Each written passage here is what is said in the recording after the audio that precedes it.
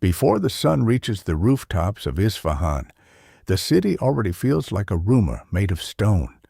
You stand in the middle of a vast square so perfectly ordered that it almost resists belief. In the half-light, the blue dome ahead is only a shadow. The palace opposite a dark silhouette, the long arcade around you, a sleeping border between silence and spectacle. Nothing here looks accidental. Every arch, every line, every empty span of ground feels measured by a mind that wanted more than beauty. It wanted submission. It wanted memory. It wanted the world to stop and stare. This is Isfahan in the year 1620, at the height of the Safavid Empire, when travelers crossed deserts and mountains only to arrive here and wonder whether a mortal city had any right to look this complete. They called it half the world, and standing here before dawn, you can understand why. The air is cold, the stone still holds the night. Somewhere in the distance a cartwheel turns, a gate groans, a dog barks once, and then the silence closes again. But what you are seeing is not only a city, it is an argument, a declaration in brick, tile, water, and scale. This place was built to persuade, built to make power feel graceful, built to make order feel eternal. In a few hours, this square will fill with merchants, riders, officials, servants, clerics, and strangers from roads that seem to touch every horizon. The empire will begin to move, and every movement will reveal another layer of intention. Faith, trade, spectacle, control. By midnight, you will understand why Isfahan seemed less like a capital than a vision someone forced into the earth. For now, though, it waits in the blue silence before morning, too beautiful to feel entirely real. Now, leave the square and follow the faint gray light eastward, where the Zayande River cuts through the dry heart of the plateau like a deliberate act of mercy. In a land where dust and distance can swallow entire horizons, water does more than sustain life. It gives shape to ambition. It tells a city where it may dream. The bridge ahead rises slowly out of the dimness, its arches still half lost in shadow. Beneath it, the river moves with a quiet confidence, dark and glassy before sunrise. Men cross in silence, wrapped against the cold. A porter balances baskets across his shoulders. A groom leads a horse to water. The city has not yet found its full voice, but already it is gathering itself. Then the first call to prayer lifts into the morning air. It arrives from one minaret, then another, spreading across domes, courtyards, and rooftops until the sleeping city seems to awaken from within. The sound is neither hurried nor dramatic. It is steady, certain, older than any ruler who tries to command the day. And yet here in Safavid Isfahan, faith and rule have been drawn tightly together. Shah Abbas did not merely inherit a capital. He shaped a Shia imperial center, a city where devotion could help bind territory, loyalty, and identity into one visible order. As dawn opens, the light begins to touch the tiles and facades above the river. What seemed spectral a moment ago now starts to glow. Soft blue, pale gold, muted earth. Isfahan does not simply emerge with daylight, it reveals how carefully it has been composed. Before the markets open, before the square fills, before the horses run and the merchants bargain, this is the spine of the city laid bare. Water below, prayer above, and between them a people rising into the design of empire. But prayer is only the first force holding Isfahan together. By morning, the machinery behind its beauty will begin to move. Now the city begins to show you how power hides inside ordinary movement. Step on to Chaharbagh Avenue, as morning light pours through rows of plane trees and catches in the narrow channels of water running beside the road. The avenue feels open, calm, almost generous. But every shade tree, every pool of light, every measured line of the boulevard reminds you that comfort itself has been arranged. Bakery ovens breathe warmth into the cool air. Boys carry flat rounds of bread wrapped in cloth.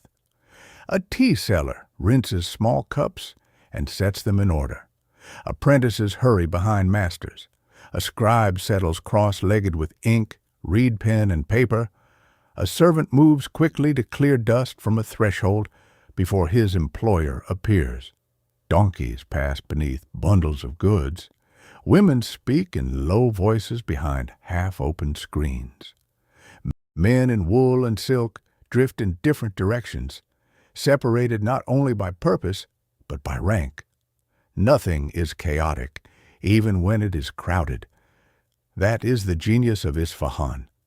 In lesser cities, streets simply collect people. Here, they distribute them. Water cools the air.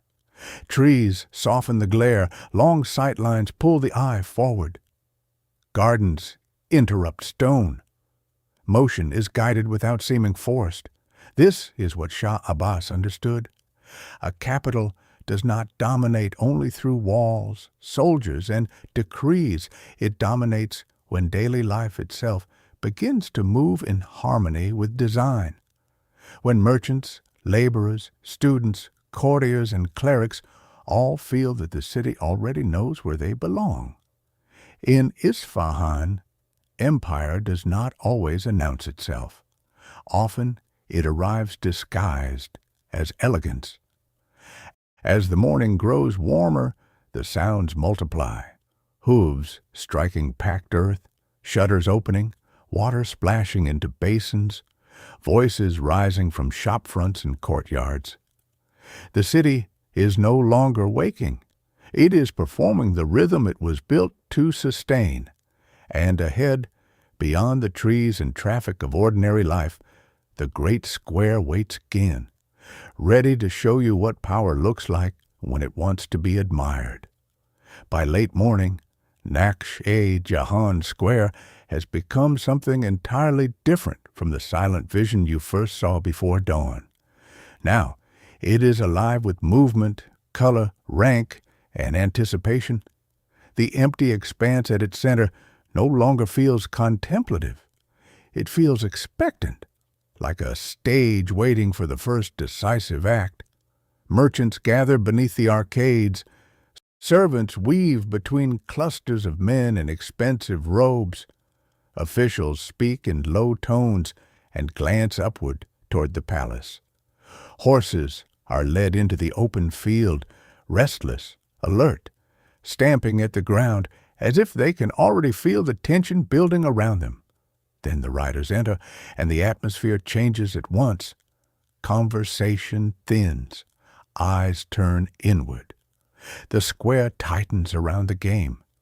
Polo in Isfahan is not merely sport. It is velocity made ceremonial. Hooves thunder across the packed earth. Mallets swing. Spectators lean forward as horses cut across the open ground with dangerous elegance, their riders balancing force and precision in a cloud of dust and sunlight. It is beautiful, but never soft. Every burst of speed carries the possibility of impact, of skill collapsing into violence, of grace proving itself under pressure. And above it all rises Ali Kapu Palace, looking not just over the square, but into it, as though the architecture itself were designed to watch. From its elevated balcony, Shah Abbas can observe the city gathered below, nobles displaying control, commoners witnessing refinement, bodies moving through a ritual of hierarchy disguised as leisure. In Isfahan, even pleasure has structure, even spectacle has purpose. That is what makes this square so extraordinary. It is not simply a public space. It is imperial theater. Commerce happens here. Ceremony happens here. Sport happens here. But beneath all of it is the same message, repeated in brick, scale, and choreography. Power is stable, power is elegant, and power deserves to be seen. In Isfahan, even leisure is political. Even beauty performs obedience. And every audience, in the end, is watching the Shah. But games do not build a city like this. Wealth does. And the true engine of Isfahan is waiting in the cool darkness beyond the bazaar gate. Step through the northern gate, and the light changes at once. The openness of the square collapses into corridors of shadow, vaulted ceilings, and air thick with the smell of wool, leather, spice, sweat, and hot metal. Outside, Isfahan displayed itself.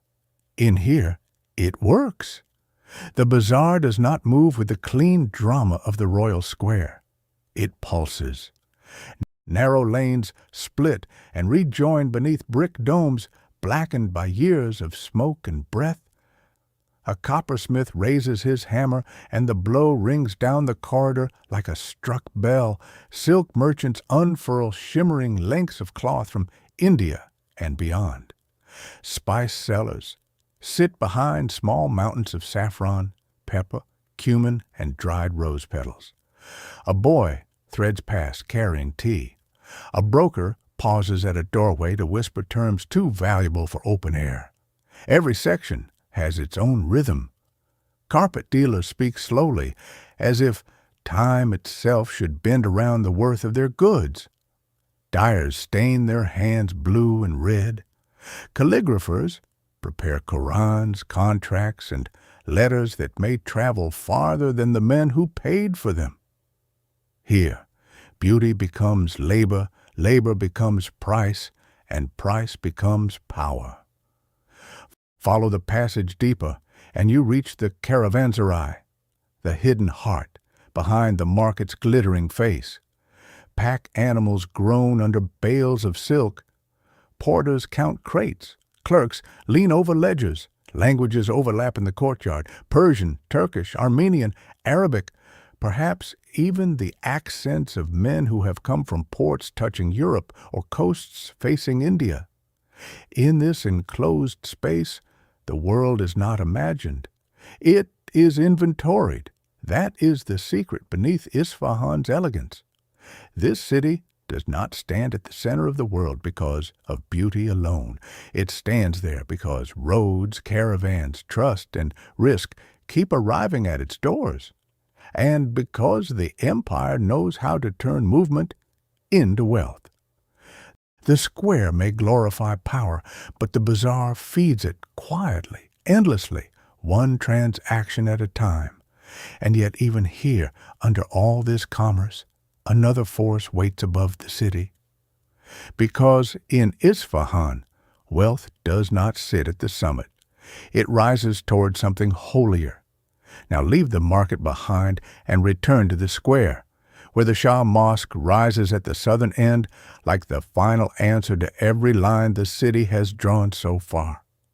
From a distance, its portal already seems enormous, a wall of blue, gold, and shadow so carefully patterned that the eye struggles to rest on any one detail.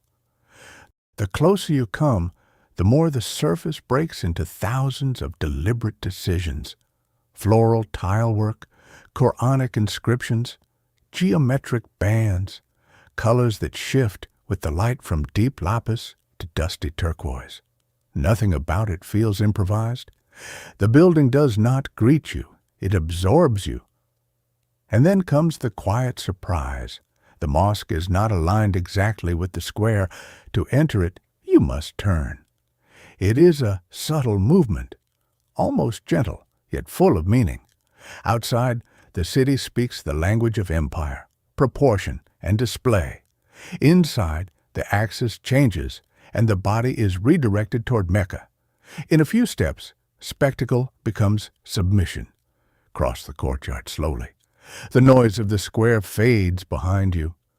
Sunlight spills across the paving stones and climbs the tiled iwans in sheets of pale heat. The great dome ahead seems lighter than its own mass, as though color has made stone forget gravity. When you pass beneath it, the scale shifts again. Sound softens, then returns in strange, suspended echoes. A single clap can travel upward, circle the chamber, and fall back altered, as if the building has answered in its own voice. This is more than architecture.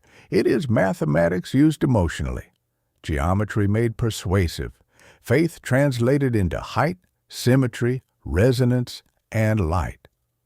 The Shah Mosque was not built to impress you for a moment. It was built to rearrange your sense of scale, to make the human body feel small inside a perfected order.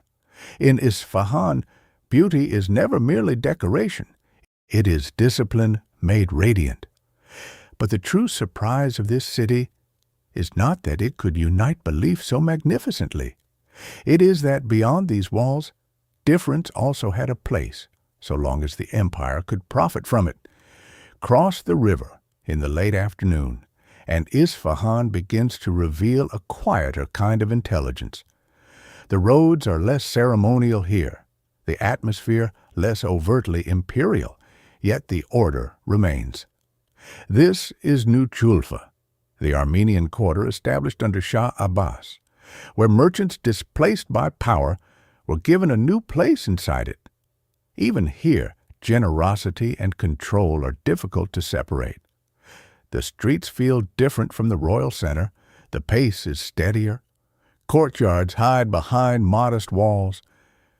Trade houses stand near workshops where silk is sorted, measured, and prepared for journeys that may end in Ottoman ports or European markets.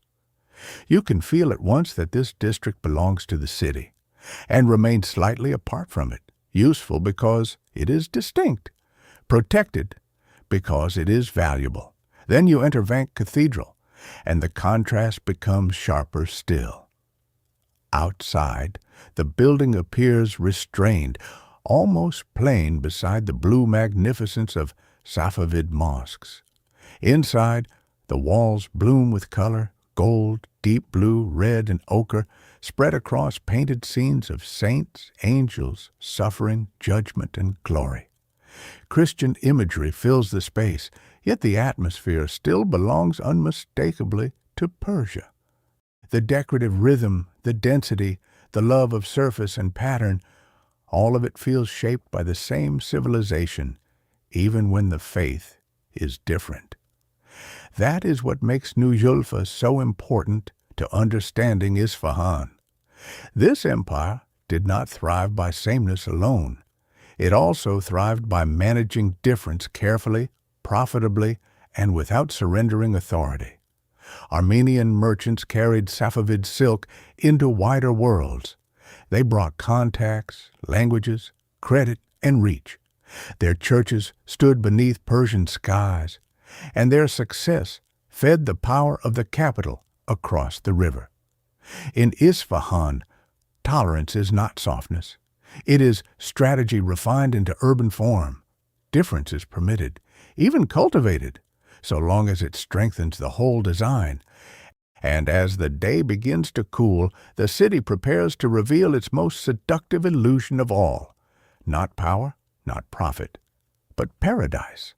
Return now to the river as the heat begins to loosen its grip on the city.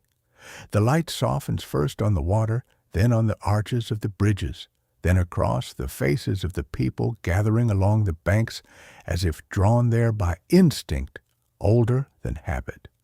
All day, Isfahan has shown you ambition in stone, faith in geometry, wealth in motion. At evening, it shows you something more dangerous, grace. On the bridges, the city slows without falling silent. Men lean against the parapets and speak in low voices. Children run ahead and are called back. Musicians test a melody beneath the arches where sound lingers longer than it should. The river catches the last of the sky and breaks it into trembling ribbons of copper and blue. For a moment, everything seems less controlled than before, more intimate, more human. But that, too, is part of the design. Walk again beneath the trees of Chaharbagh, where the evening air moves through leaves and over water channels, cut with almost mathematical certainty. In a harsher land, shade is not a luxury, it is mercy. Water is not decoration, it is emotional power made visible. Persian gardens were never meant to imitate wild nature. They were meant to correct it, to impose balance where the world offered dust, glare, and distance. Paradise here is not discovered, it is engineered. That is why Isfahan can feel so haunting at this hour. Its beauty is real, but it is also disciplined. The coolness, the symmetry, the reflections, the measured alternation of stone, tree, and water, all of it tells the same story the city has been telling since dawn. Order can be made to feel like peace. Power can be made to feel like relief. And yet, as the sky darkens and the first lamps begin to glow, another feeling enters with the evening: fragility. The closer Isfahan comes to perfection, the more impossible it seems that perfection could last. When night settles over Isfahan, the city does not empty itself of meaning. It gathers that meaning inward, away from the square, away from the markets, and into the places where people remember who they are. Beneath the arcades, lamps glow in shallow pools of light, and men sit close together in tea houses where the air smells of smoke, cardamom, and warm copper. A storyteller clears his throat, and the room quiets almost instantly, not because the listeners do not know the tale, but because they need to hear it again. He begins with heroes, kings, betrayals, lost battles, impossible loyalty. The old names of Persia carried forward in a measured human voice that no empire can fully replace. Around him, merchants, laborers, students, and travelers listen with the calm attention of people receiving not information, but continuity. That is the quieter power of Isfahan at night. Stone and tile may proclaim glory, but story teaches a civilization how to outlive the buildings that once expressed it. Step back outside, and the sky above the city opens in deep black clarity. The stars hanging over domes and rooftops with a stillness that makes every street below feel temporary. For centuries, Persian scholars watched those same heavens, measuring time, direction, season, and wonder, linking the ordered city beneath them to a universe that seemed ordered too. In that moment, Isfahan no longer feels like a capital alone. It feels like a mind trying to place itself inside history, faith, and the cosmos all at once. This is why the city becomes more moving after dark. Daylight showed you power in action. Night reveals the deeper ambition behind it, not merely to rule, but to endure. Tomorrow, markets will open again, officials will issue commands, prayers will rise, and horses will cross the square. But beneath those daily motions, memory remains the truest architecture of all. And once you understand that, Isfahan stops looking like a perfect city and starts looking like something rarer, a civilization teaching itself how not to disappear. That is its midnight inheritance. Near midnight, return to the place where the day began and stand once more at the edge of the square. The crowds are gone now. The noise has thinned into scattered footsteps, distant voices, a shutter closing somewhere under the arcade. Without the weight of daylight, the city feels larger, not smaller. The dome in the darkness seems to float. The palace is reduced to outline and shadow. The open ground between them holds the memory of everything that crossed it today: horses, merchants, clerics, servants, strangers, ambition. And now the meaning of Isfahan begins to settle with the silence. This city was never only beautiful. Beauty was simply the most persuasive language it spoke. Faith gave it direction. Trade gave it reach. Architecture gave it all. Ceremony gave it legitimacy. Difference gave it flexibility. Story gave it memory. Each part strengthened the others until the whole city seemed to exceed the limits of an ordinary capital. That is why people called Isfahan half the world. Not because it contained everything, but because it gathered everything an empire wanted to become and arranged it in one dazzling, deliberate landscape. Here, devotion and wealth stood within walking distance of one another. Pleasure and hierarchy shared the same square. Gardens softened severity. Water corrected the desert. The city made power feel elegant and made elegance feel natural. Its greatest achievement was not that it ruled by force alone, but that it taught the eye to mistake design for destiny. And yet that is also what makes Isfahan so moving to imagine now. Perfection always carries the shadow of loss. Dynasties weaken, trade routes shift, rivers fail, invasions come, and capitals that once seemed eternal learn how quickly silence can spread across stone. One day the games end, the ledgers close, the gardens dry, the voices fade, but the idea of the city survives because it was never only a place. It was a vision of how human beings tried to shape belief, desire, and order into something that could outlast a lifetime. Perhaps that is the final reason Isfahan still feels larger than empire. Empires conquer, tax, command, and vanish. Cities like this do something stranger. They leave behind a standard by which later power looks crude, hurried, and forgettable. Standing here at midnight, you can sense both triumph and warning in the same breath. Paradise was built here, but it had walls, budgets, rulers, and fear behind its perfection. That is what makes it unforgettable. It was real, and still it feels like an illusion. If one city could hold this much faith, wealth, ambition, and memory in a single day, imagine how many lost worlds are still waiting in the dark for someone to see them again. The silence itself feels like history refusing to fully disappear.